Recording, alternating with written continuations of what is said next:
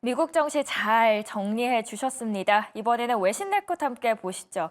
세계에서 관심받고 있는 소식들 무엇이 있었을까요? 먼저 영원한 1등은 없는 것 같습니다. 애플이 이번에 아마존의 대체 반도체를 설정했다라는 이야기 있었고요. 그리고 두 번째로는 ADP 민간 고용 지표가 나왔습니다. 그거는 또 금리 인하와 연결시킬 수 있기 때문에 저희가 확인을 해볼 필요가 있겠습니다. 마지막으로 제롬 파월 연준 의장이 발언을 했는데 어떤 이야기들이 오고 갔는지 함께 보겠습니다. 자, 가장 먼저 들어온 소식입니다. CNBC 기사였습니다. 아마존이 애플도 우리 AI 칩을 사용하기 시작했다라고 했습니다. 그렇게 된다면 이제 독재 체제였던 엔비디아가 조금씩은 지위가 흔들릴 수 있다라는 관점에서 바라볼 필요가 있겠는데요. 먼저 CNBC 기사 자세하게 들어가 보도록 하겠습니다. 애플이 애플 인텔리전스 사전 학습에 아마존이 AI 칩인 트레이니엄2를 사용하겠다라는 계획을 공개했는데요. 애플과 아마존이 협업 사실을 공개한 것은 매우 이례적인 일입니다. 포인트는 고가의 엔비디아 칩이 아니더라도 과연 AI 학습에 효과가 있다라는 사실을 입증해낼 것인지 주목됩니다. CNBC는 애플이 아마존의 칩을 쓰겠다고 한 것은 아마존에 대한 강력한 지지 표명이고 앞으로도 나오는 제품에도 아마존이 엔비디아 칩이 아닌 아마존의 칩을 사용할 수 있다라는 것을 보고 있습니다. 현재로서는 구글, 아마존, 메타 등 AI 칩을 자체 개발하는 빅테크들이 많지만 이번 애플의 결정이 의미 있는 이유는 다른 회사에게도 신호를 보내기 때문입니다. 그럼에도 불구하고 아직까지 엔비디아의 AI 칩에 대한 수요는 견고하다라는 부분도 저희가 체크를 할 필요가 있겠습니다. 자, 두 번째 기사 함께 넘어가 보시죠.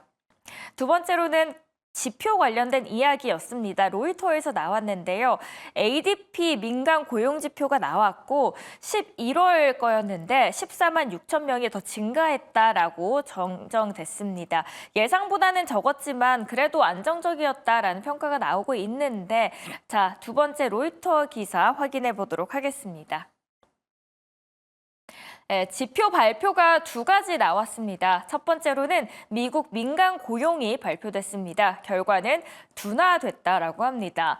11월 민간 기업 고용은 전월 대비 14만 6천 개 증가했습니다. 다우존스 예상치 16만 3천 개를 밑도는 수치고요. 11월 평균 임금은 1년 전보다도 4.8% 증가했는데 27개월 만에 가장 빠른 상승이고 그 안에서 교육, 보건 서비스가 일자리를 창출 주도했습니다. 넬다 ADP 이코노미스트는 제조업이 올해 봄 이후 가장 약세를 보였다라고 평가했습니다. 그럼에도 불구하고 결과적으로 미국의 고용은 견고한 추세를 유지하고 있는 것으로 보입니다. 두 번째 지표는 이제 한국 관련된 이야기였는데요. OECD가 올해 우리나라 경제 성장률 전망치를 3개월 만에 하향 조정했습니다. 2% 초반에 그칠 것이다라고 말하는데 다만 한국은행이 지난달 제시한 성장률보다는 높은 수준입니다. 혹시 몰라 말씀을 드리자면 이번 경제 전망은 국가계엄령 사태의 경제 여파는 반영되지는 않았습니다. 자, 마지막 기사도 함께 보도록 하겠습니다. 제롬 파월 연준 의장의 발언이 있었습니다. NYT에서 소개가 됐었는데요. 대담이 오고 갔죠. 그런데 미국 경제 아직까지는 강력하다라고 이야기했습니다. 그 외에도 여러 가지 이야기들이 오고 가서 저희가 체크를 해보도록 하겠습니다. 베런스 기사입니다. 제롬 파월 연준 의장은 목요일 최근 경제 지표가 신중한 금리 인하 주기로 이어질 수 있다라고 말했습니다. 뉴욕타임즈 딜북 서밋에서 진행된 인터뷰에서 파월 의장은 미국 경제가 놀라울 정도로 양호한 상태라고 말했고요. 미국 노동시장이 얼마나 빠르게 약화되고 있는지에 대한 우려가 진정된 점을 고려할 때 연준이 금리를 급격하게 인하할 필요는 없을 것이라고 생각한 겁니다. 제롬 파월 연준 의장이 뉴욕타임즈 딜북 서밋에서 질문을 받은 후에 S&P 500 지수와 나스닥은 여전히 사상 최고치를 경신했습니다.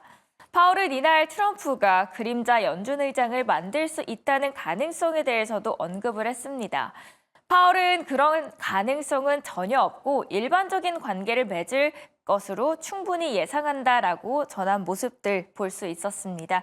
자, 이렇게 외신들 세 가지 전해드렸고요. 이렇게 헤르메스 스탁의 하창원 본부장 통해서 저희가 자세한 이야기 들어보도록 하겠습니다. 본부장님 안녕하세요. 네, 안녕하세요.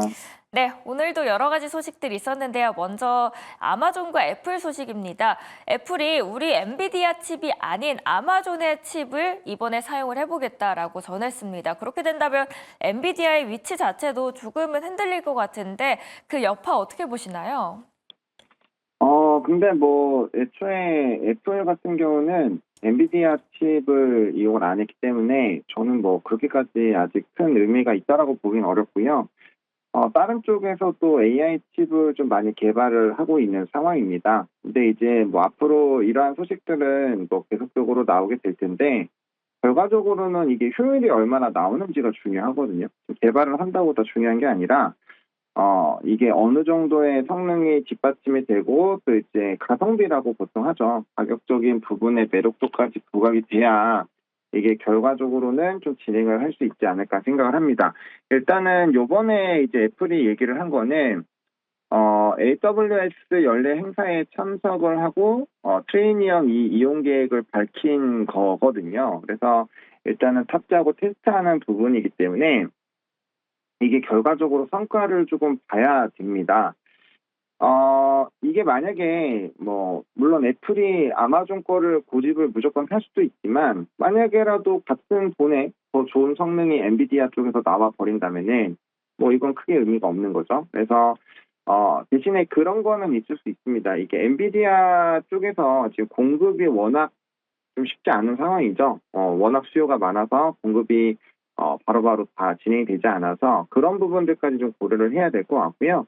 제가 생각했을 때 독점적인 프리미엄을 잃어버리려면은 결과적으로 공급이 이제 전반적으로 원활하게 됐을 때에 다른 칩을 사용을 하고 그 칩이 엔비디아만큼의 뭔가 성능이 나오거나 성능이 좋을 때는 저는 큰 영향이 있을 것 같거든요. 근데 그게 아니라고 한다면 사실상 아직까지는 그 독점 프리미엄을 높게끔 만들기에는 시장 점유율이 너무 높다, 엔비디아가. 그렇게 보시면 될 것 같고, 만약에 그게 엔비디아에게 굉장히 큰 부담으로 다가왔으면, 엔비디아 오늘 3.4%못 올라가거든요.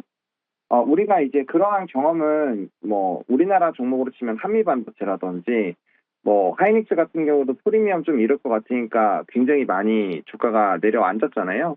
그런 거랑 비슷하다고 보시면 돼요. 이게 시장에서 독점으로 프리미엄을 받았던 기업은 그걸 잃게 됐을 때 주가의 반응이 강하게 나옵니다. 하지만 엔비디아는 그러지 않고 있죠.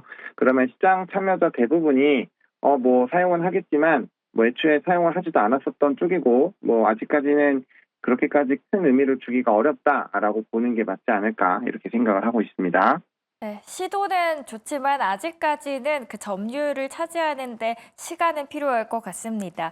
두 번째로는 지표 이야기입니다. ADP 민간 고용 지표가 나왔는데 생각보다는 둔화됐습니다. 그래도 미국 경제 탄탄하다라는 상황은 짚어주셨습니다. 자, 어떻게 해석을 하면 좋을까요? 뭐 사실 이제 전일 이제 간밤에 좀 많은 지표가 있었어요. ADP뿐만 아니라 ISM-B 제조업도 있었고요. S&P 글로벌 서비스 PMI, 뭐 종합 PMI 이런 것들이 다 있었는데 일단 종합적으로 봤을 때에 이제 예상치를 대부분 하회했습니다. 사실 경제 지표는 좋지는 않았다라고 보시면 될 것 같고 그럼 이런 의문이 생기시겠죠. 지표 안 좋았는데 그럼 도대체 왜 미국 증시는 오르는 거야? 막 이렇게 생각하실 수 있는데 금리 인하 확률이 조금 인하가 됐습니다. 그러니까 높아진 거죠. 퍼센테이지가 70%로 돌아오면서 기술주들과 AI주들이 약진을 했고요. 그런 부분들이 오늘 증시를 좀 끌고 가는 그런 부분입니다. 일단 ADP부터 좀 말씀을 드리면 실제 수치가 14만 6천 건으로 나왔죠. 예상치가 16만 6천 건으로 나왔고요. 이전 수치가 좀 서프라이즈가 나오긴 했었습니다만 18만 4천 건입니다. 그래서 전반적으로 월간 고용은 증가했다라고 볼 수는 있는데 업종별로는 좀 엇갈리는 부분이 있었고요. 특히나 이제 제조업이 좀 부진했다라는 거. 이건 좀 특이한 점이죠. 왜냐하면 다른 지표를 보시면 뭐 ISM 비제조업이라든지 기타 부분을 보시면 이제 신규 주문이 많이 늘어났다라는 내용들이 보고서에 나오거든요. 근데 그럼에도 불구하고 제조업이 좀 안 좋았다라는 건 체크 포인트이고요. 또 금융 서비스나 여가, 접객 쪽이 좀 부진을 했습니다. 그리고 이제 임금이 올라간 것도 좀 중요한 포인트이지 않을까 싶어요. 임금이 4.8%가 늘어났고요. 그래서 이런 내용들을 조금 보셔야 될 것 같고요. 그다음에 이제 뭐 제조업 쪽에서의 산업별 변화에서 제일 크게 영향이 있었고, 서비스 쪽이 워낙 강합니다. 뭐 제조업이 26,000개가 줄었는데 서비스 제공 부분이 14만 건이 늘어났기 때문에 뭐 사실상 좀 압도하고 있다라고 보시는 게 맞을 것 같고요. 또 이제 큰 대규모 업체들에서의 만약에 사업별 규모가 크게 나왔으면 또 영향이 있을 텐데, 이번에는 이제 중규모 이상은 다 올랐는데 소규모 사업체에서 좀 줄었거든요. 뭐 1명에서 11명, 20명에서 49명, 그런 쪽이 좀 줄었기 때문에 뭐 이것도 뭐 그렇게까지 크게 뭐 의미를 두긴 좀 어렵습니다. 다만 어쨌든 뭐 고용 데이터가 약간은 좀 부진한 것이라고 볼 수 있고요. 왜냐면 지난번에 워낙 좋았기 때문에. 그리고 이제 오늘 이제 신규 실업 수당 청구 건수 나오고 또 이제 비농업 고용 나오는데 그런 데이터들이 금요일에 고용 나오고요. 그래서 그런 것들을 좀 보셔야 될 것 같고요. 만약에 주간 실업 청구 건수가 최근에 21만 건대를 유지를 하고 있는데 이게 뭐 23만 건, 뭐 24만 건 이런 식으로 만약에 나오게 된다라고 한다면 고용이 단기간에 좀 흔들릴 수는 있겠구나 이런 생각들로 금리 인하 퍼센테이지가 조금 더 높아질 수 있다라는 것도 좀 감안을 하셔야 되겠고요. 그런 흐름이 나온다면은 뭐 아무래도 기술주들이 좀 더 달려주겠죠. 그런 식으로 좀 풀이해 보시면 좋을 것 같습니다. ADP 고용 지표와 다른 지표에 대해서도 세세하게 설명을 해주셨습니다. 마지막으로 제롬 파월 연준 의장이 이번에 서밋이 있었는데요. 그 안에서 어떤 이야기들이 있었을까요? 네, 아까 앞에서 잘 브리핑을 해주신 것 같아요.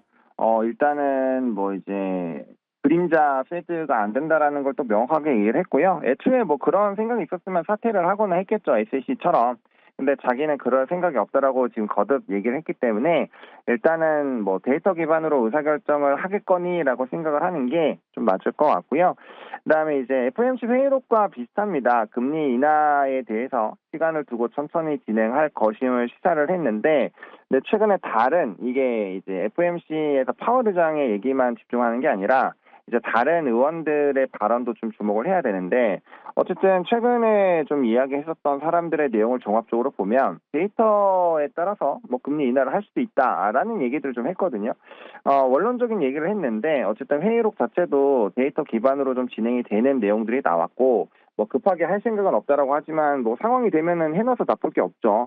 그래서 그렇게 보시면 될 것 같고요. 또 이제 트럼프 행정부가 들어옴에도 불구하고 이제 26년까지 목표 인플레이션 2%를 맞춘 거에는 큰 변화가 없었기 때문에, 뭐 일단 패드워치 퍼센테이지 높아지는 것처럼, 추가 금리 인하를 할 확률이 저도 높다라고 지금 보고 있는 상황이고요. 만약에 이제 고용 데이터가 조금 더 깨지는 흐름들이 나오면 그런 흐름들이 조금 더 나오지 않겠느냐.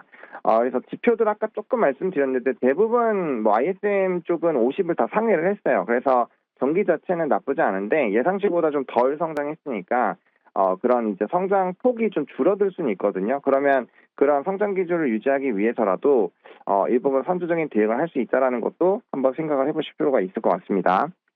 네, 지금까지 헤르메스 스탁의 하창호 본부장과 이야기 나눠봤습니다. 이번에는 특징주들 함께 보러 가겠습니다. 김기은 아나운서가 전해드립니다.